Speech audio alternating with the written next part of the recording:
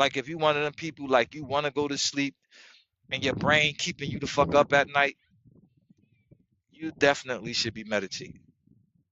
You definitely should be meditating. If you're a person that has a short attention span, which means you reading a book and even though the book good, but you can't continue because your mind want to go somewhere else, you definitely should be meditating. You definitely should be meditating.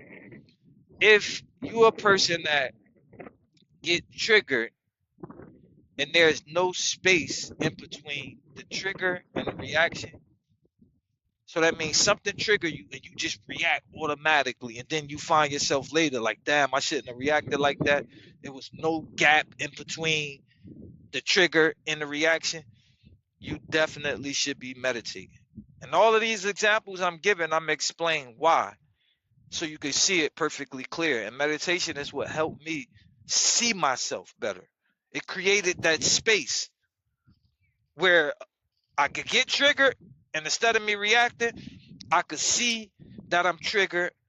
I could breathe and come into the present moment, and I could respond instead of react, because there's a big difference. Reaction comes from the past. It's an action that's being done over. That's why it's called reaction. But responding comes from the present moment. It's not coming from no past perception. So first thing you got to understand, right? Meditation is really just three things. It's simple as fuck. It's so simple that it's too simple to be true for some people. And when we do hear about meditation, the first thing people think is, oh, you got to quiet your mind. That's 100% bullshit. And even if you start saying, shut up, shut up, shut up, shut up, then shut up becomes the new noise. So how you going to quiet your mind while saying shut up? So that whole theory of meditation is quieting your mind is 100% bullshit. However, when you meditate daily, over and over and over and over and over, the result is a quiet mind.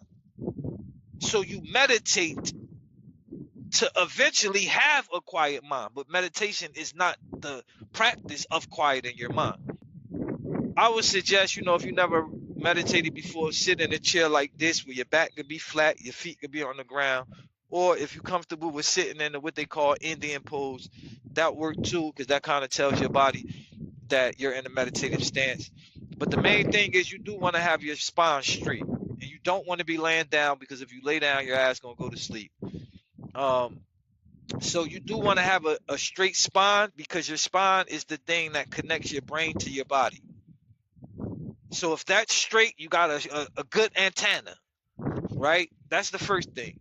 Also, I do suggest you stretch first, because stretching, it opens the channels, it removes the tension. And for the people that meditate, like if you don't stretch and you just go straight to meditation, all of the tension that's in your body, you're gonna start to feel it, and it's gonna feel like, oh, my back fucking hurting, oh, my leg itch, my this, my that. When you stretch, it creates flow within you. So stretching, that's why yoga connects directly to meditation, because that's just you stretching all the parts of your body. Stretching, it helps, right? So then once you stretch, once you're sitting up straight, the next thing is relaxing. You got to be relaxed. You can't be all tensed up. You want to be damn near like how you be when you watching TV. You forget about your body and you just 100% focused on the TV. You forget that you're there.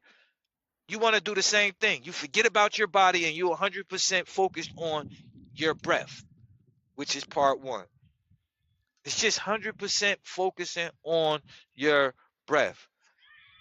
And look, this is the thing you got to understand. There's no way you could 100% focus on two things at the same time.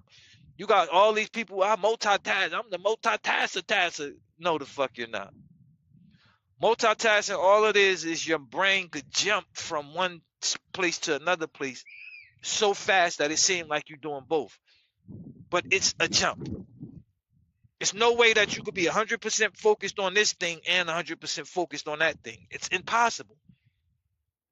And to try to split 50-50, that's almost impossible. I'm focused on both of them 50%, but I mean that it's another 50% of that thing that you missing, and it's another 50% of that thing that you missing because you split your 50-50. So when it comes to meditating, you want to try to focus 100% on your breath, which is extremely hard for most people.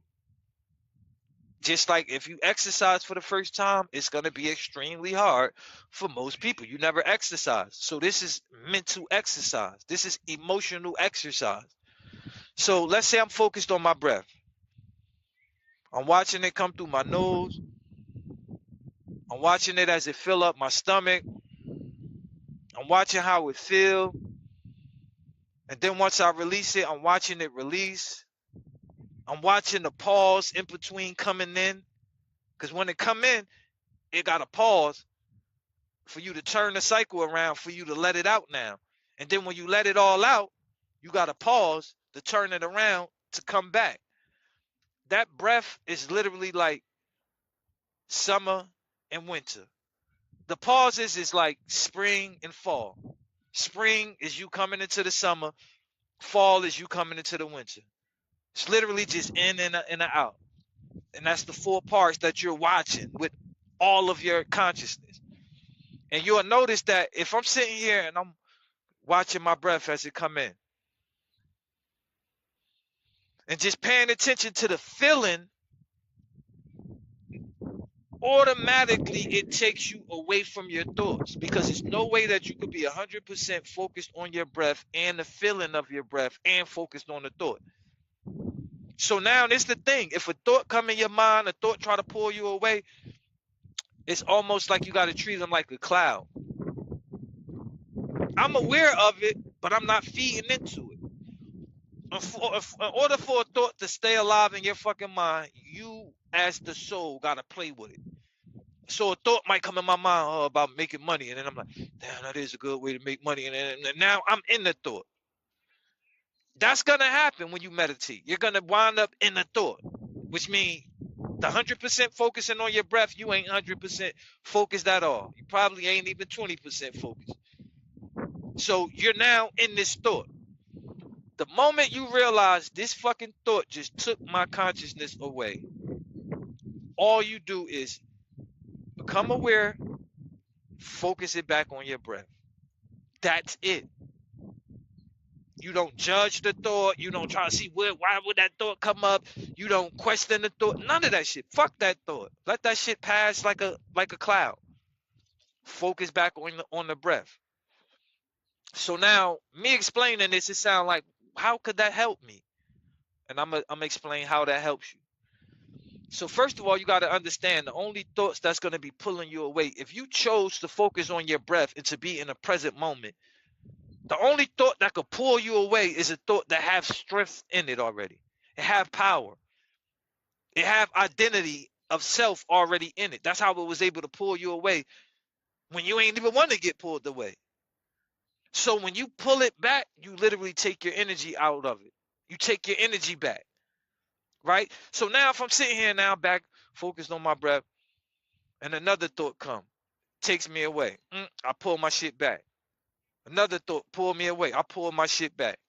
If I'm doing this every single day and I meditate every single day, if you understand the subconscious, you understand that anything the subconscious see over and over and over, it say, hold on, I've seen that so many times. I'm about to make a pattern out of it. I'm about to make a program out of it. So what is the subconscious actually making a program out of? It's basically you're telling your heart, your subconscious, I don't want to live in my thoughts that control me unconsciously. I want to live in the present moment, which is the breath. The breath is the thing that allows you to have consciousness. Somebody throw you in a sleep or they cut your breath off. What happened? You go unconscious. So the breath is what allow you to be conscious. That's why the breath is called the spirit. So basically you saying, I want to focus on the spirit. I want to focus on consciousness. I want to focus on the present moment. I want to focus on how I feel. I want to focus on now, not those fucking thoughts that's pulling me the fuck away.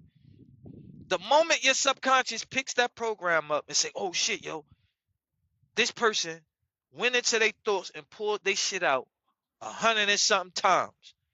They don't want to live in their thoughts. I'm gonna make a program now for them to live in the present moment. When that happened, that's when your mind becomes quiet. And it's not that your mind becomes quiet, it's just that you feed no energy to it. So all of the thoughts that used to run your fucking life like they own you, now they don't got no energy. They don't got you no more. So now you're in the present moment, and this present moment, just going into that breath, going into that feeling, it's so many degrees of it. So when you first start meditating, you just be like, I feel like you just got your eyes closed. It probably don't feel like shit. But after doing it over and over and over and over, you're going to see you're going to be able to go deeper into that subconscious state. That's literally where the programming is at. Your mind want to connect you to light and images and words. That's brain shit. Your heart connects you to patterns and darkness and energy and power. That's the power. That's why you can't change nothing with your brain, but you can change with your heart. So meditation gives you that presence back, where I'm not just ruled by my fucking thoughts. I'm in the present moment and I rule my thoughts.